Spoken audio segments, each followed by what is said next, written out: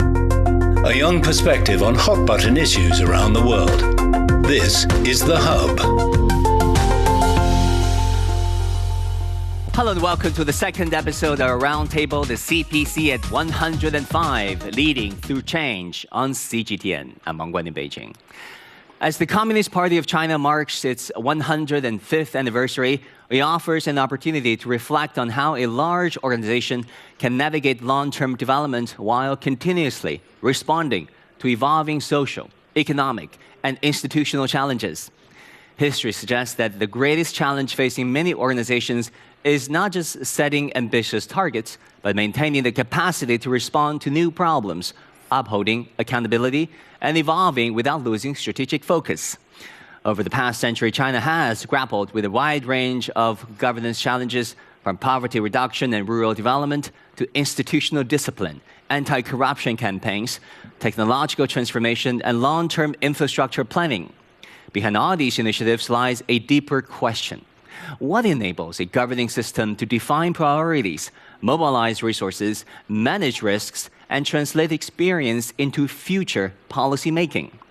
We examine all these questions through the lenses of the CPC's governance experience and explore the institutional capacities for more than a century. Now let's invite our distinguished panelists, Michael Dunford, Emeritus Professor at the School of Global Studies at the University of Sussex. Xia Lu is Deputy Dean of the School of Marxism Studies at Xinjiang University. Zun Ahmed Han is Research Fellow at the Center for China and Globalization. Mr. Yi Yingnan is Research Fellow at the Chongyang Institute for Financial Studies at Renmin University. Michael, so good to have you and to see you in person. All right, well, it's a great honor to be invited. Researched and studied about comparative politics. Now, the CPC at 105 years old. What do you think are the most impressive aspects of CPC staying relevant today? I think the most striking characteristic of CPC rule is the way in which essentially it has, through a whole succession of five-year plans and through a whole succession of objectives, progressively sought to improve the quality of the livelihoods of all Chinese people. What's also extremely impressive is the way in which it's been able to adapt, to events that have occurred along the way, to adapt to external circumstances, to adapt to internal circumstances. The first thing that it did was it established a socialist institutional system, and it implemented the policy of land to the tiller. And that land reform, basically transferred, 900 million mu of farmland to 300 million farmers. And I think, the way these measures evolved is really extremely interesting because, for example, in 1978, China established a poverty line, for essentially the first time an income line, but it was also related to food expenditure. But then, with reform and opening up, it decided to let some people get rich first. So Deng Xiaoping said, some people should get rich first, and then afterwards, these people and these places should actually help everyone else get rich. So, in the first 8 years of that reform period, the number of people under the poverty line, under China's own poverty line, fell by 100 million, right from 250 million to about 150 million, largely as a result of institutional reform. In other words, the household responsibility system, the development of township and village enterprises, which built on the earlier commune and brigade enterprises, that led to very significant increases in rural income. And, then the next step is that, in 1986, China establishes the State Council Leading Group on Poverty Alleviation and Development.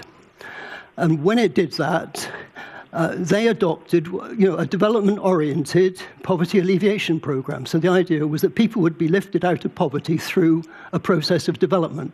So initially, they identified, about 350 poverty counties, and then 500 poverty counties, and then 150,000 poverty villages. Thanks so much for this very nice historical background.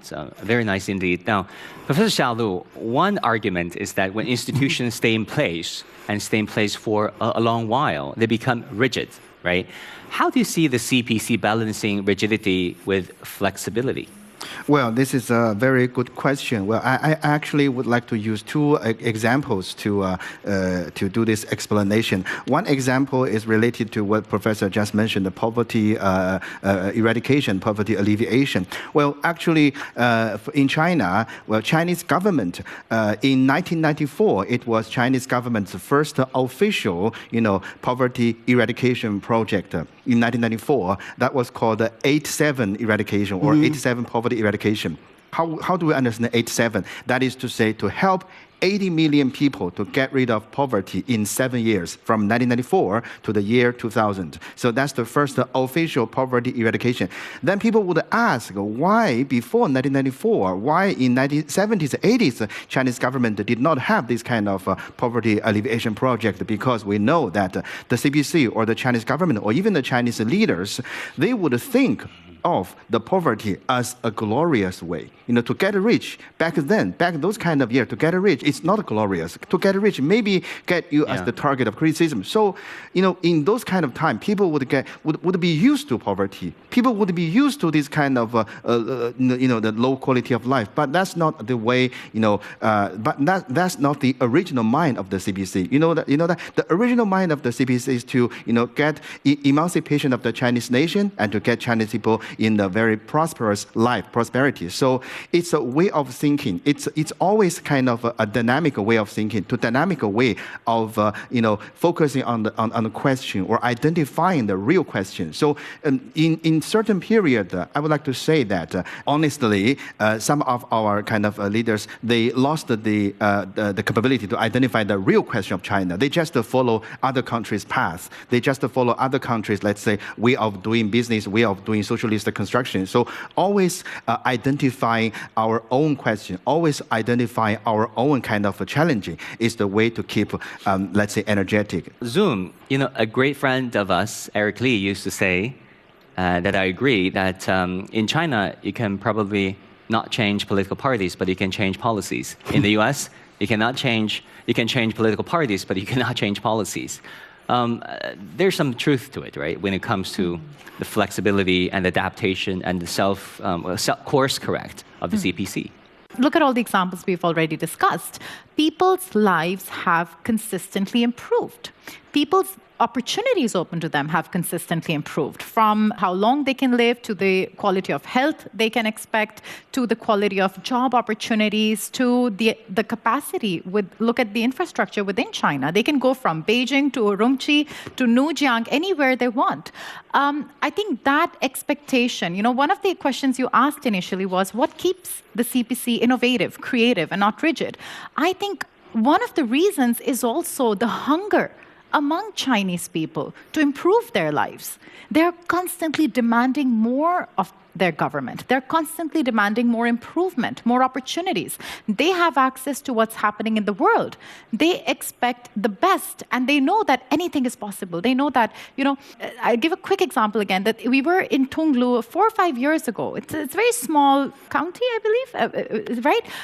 And the local officials there were hosting this talent summit, and they were talking about how Tonglu is going to be the next big thing, and the talent from the world is welcome to Tonglu. And that is the kind of ambition that small counties, small towns, cities have in China, because they have seen circumstances change with hard work, with consistency, with suitable policies.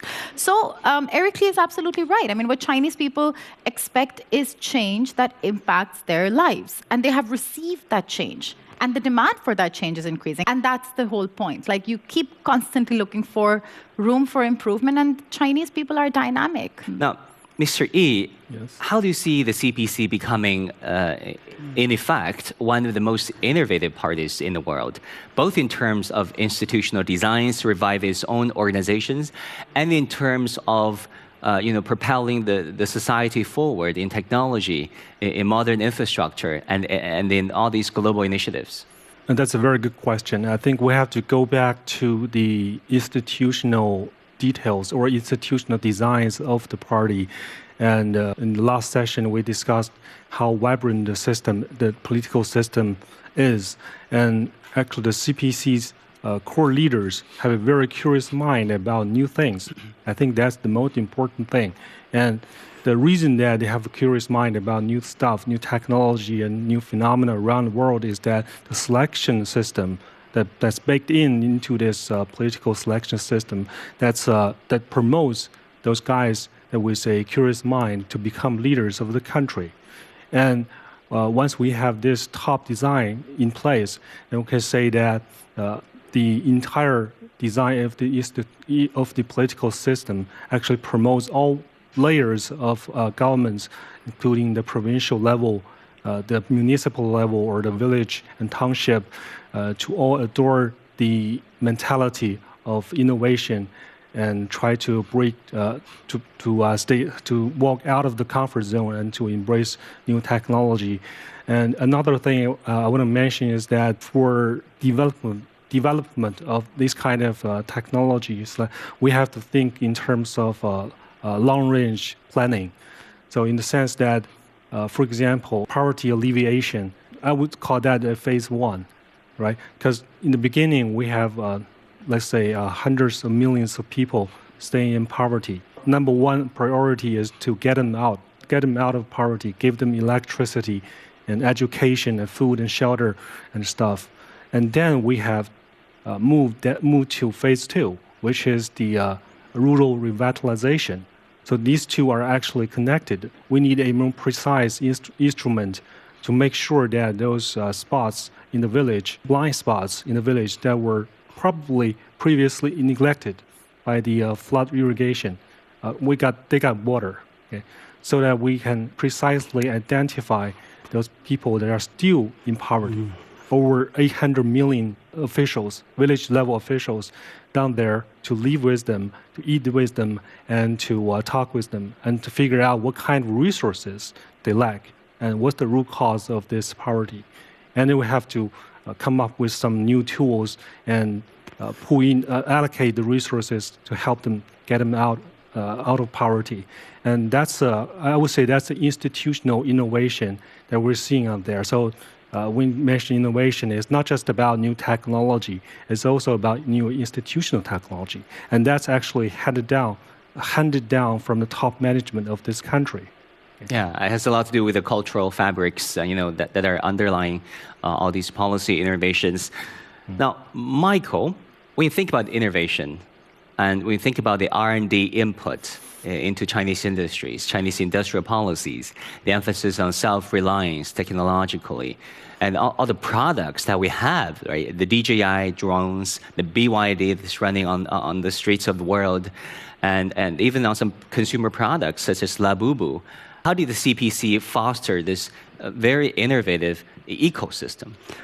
If I may, I would perhaps rather discuss this issue of innovativeness. I mean, China adopted indigenous innovation, in 2017, but it had earlier adopted a series of industrial policies that were fundamentally designed to enable China to upgrade, to move up the value chain, and to move into the industries of the future.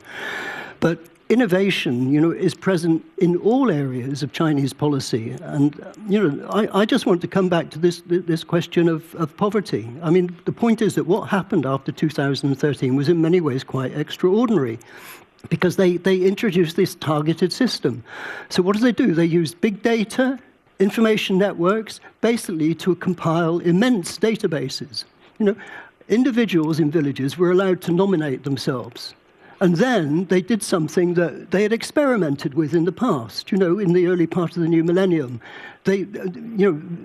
Administrative village communities were able to evaluate the claims of different individual households and to decide which households were poor and which were not. And then these recommendations were then passed up and evaluated, and through that evaluation, of the original 90 million, about 9 million were removed, but another 9 million were added.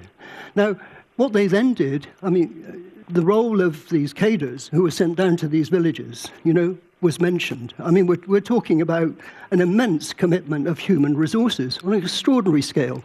But they did something that they'd already experimented with. They actually assigned officials to individual households. And they had, with each individual household, to work out a plan in the light of their resources and assets at their that they could use in order essentially to lift them out of poverty. As we were told, it involved what? 128,000 villages. It involved something in the region of 90 million people. It involved 832 impoverished counties. And then it involved a huge number of officials. Professor Xiaolu, how do you see the CPC affecting change and also leading change in what some call the fourth industrial revolution in this age of the digitals and AI? Well, that's a very good question. And before we get into that, we need to first define what is innovation. In order to understand how did CPC or how has the CPC always promoting the innovation and this kind of change in China, we should first define what innovation is. I think it is not a narrow way to define innovation. I think there is a broad and even broader way to define innovation. It's not like the CPC always attracted a lot of scientists and those kind of the top level professors get back to China and doing this kind of a lab thing and doing this kind of exploration to looking for the outside space to get one kind of a new and to find another chemical element. This is always, of course, innovation. But the innovation in China or the innovation that the CPC promotes has a broader sense than that. I would like to share one example with our kind of guest here. Almost 70 years ago, in 1955, Professor Qian Xuesen returned to China from the U.S. and Chairman Mao just invited him for dinner. That's the first dinner Qian Xuesen had when he first got back. And in this kind of dinner, Chairman Mao asked Qian Xuesen one question. What is that? We know that the Soviet Union got one, missile, and the U.S. got a missile, and the U.S. and the Soviet Union got this kind of a nuclear bomb, and the U.S. got a nuclear bomb. Well, can we really have this kind of two things? One is the missile, the long-range missile. The other is a nuclear bomb. You know what Qian Xuesen answered? Qian Xuesen did not answer directly about this question. Qian Xuesen also shared one story with Chairman Mao. That is one story in ancient Chinese kind of classics. Say that when you compare with those kind of competitors, you do not compare them directly. You have to reorganize what you have now. You have to reallocate what you have now in terms of resources. For example, maybe in each and every single dimension, we couldn't compete with the Soviet Union and the US. But if we can combine those kind of elements together, we could achieve a result that is 1 + 1 + 1 bigger than 3, 1 + 1 + 1 + 1 bigger than 4, larger than 4. So that is the advance, or that is the advantage of Chinese system or the CPC system. So in my opinion, well, Qian Xuesen's answer, although he did not directly answer the question of Chairman Mao, he directly or indirectly touched the real essence of the success and how did the CPC promote innovation, not back then, but here. So I think the new product, new quality productive forces, President Xi mentioned 2 years ago, still has touched the essence of this way, to reallocate what we have now, to reorganize what we have now. And this is also one way to innovate, one way to define innovation. Mr. Yi, do you see new global phenomena where thinkers and scholars around the world are taking another look, are rethinking what the CPC is all about, given the failures and the inefficiencies, the chaos of Western democracies? Yes, I see a lot of think tankers from United States or Europe or global South countries even, and they're saying that they used to believe that the informational communication channel between different layers of the government, for example, the top and provincial and municipal and the village level, they used to think that this informational channel is unidirectional, or it's like a simple command economy. Basically, the central government just tell the provincial and the municipal government what to do. The lower level government just carry out their plan without questions, and now they're rethinking about this communication model within the CPC, because it appears that the communication is bilateral.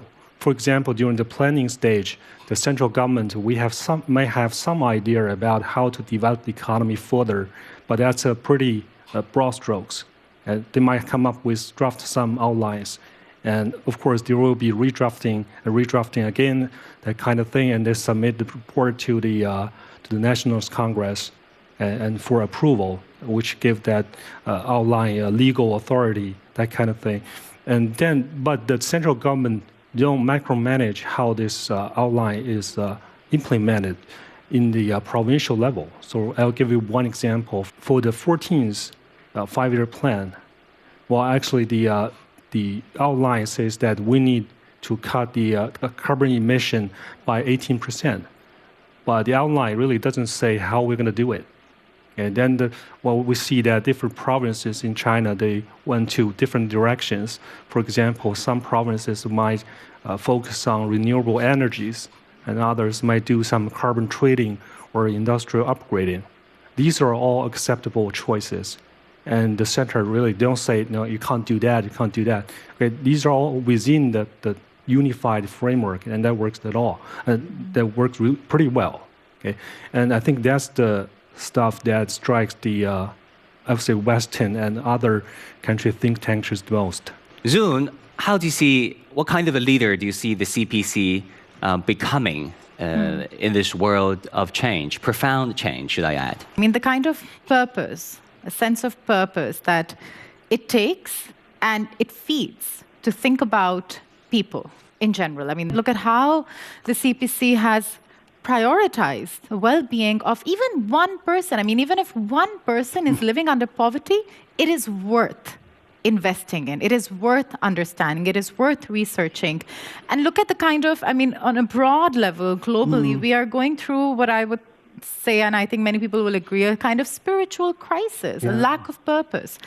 So what the CPC, I think one of the most important things that the CPC is doing is reigniting or really, encouraging that sense of purpose among scientists, among the party members, among its own people, that there is so much that requires your attention. There's so much impact and change you can create. And this is something which more societies, more countries in the world need.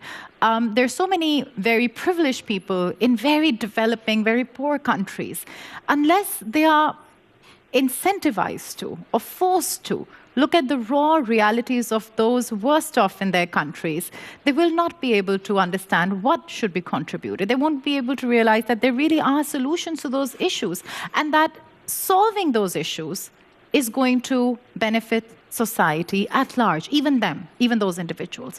So I think what the CPC, I mean, in today's world where the haves and the have-nots think there's nothing connecting them, or the most powerful country in the world thinks that they can go around bombing a weak country, another country, and that is not going to have an impact. I think in this kind of world, it's so important to revisit what should be the purpose of our existence as individuals, as policymakers, as scientists, as people that belong to a world that is more globalized, it is connected. So what the CPC is doing within China is also creating room for bigger conversations. And again, I think I'll repeat myself, but I'll say the acknowledgement that the challenges that humanity faces are for all of us to participate in and solve. And solutions are possible. It is not just imagination to talk about more equality for women, for girls. It's not just aspirational or naive to talk about eradicating poverty. It's not naive to talk about a greener world, a greener development. It is not naive to talk about developing countries moving forward without being reduced to the waiting room of history. And I think that is what the CPC is doing. It is removing those barriers that make societies or countries or people think that they live within a box and they can't exist beyond that. Indeed, CPC's contributions abound. And with that, we come to the end of our special roundtable, the CPC at 105, Leading Through Change. Thanks to our panelists for their wonderful insights and their time. I'm Wang Guan in Beijing. I'll see you again next time.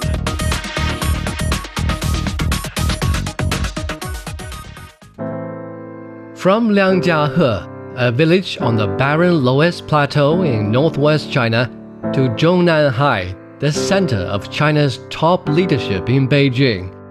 Xi Jinping has served in various posts at different levels of the government across China, starting in his early years as a junior village official to governing as China's top leader. What's he like as an individual and as a leader? How have his work experiences from earlier decades been influencing his leadership as the national leader? What are some of the core principles that have guided his decisions and actions?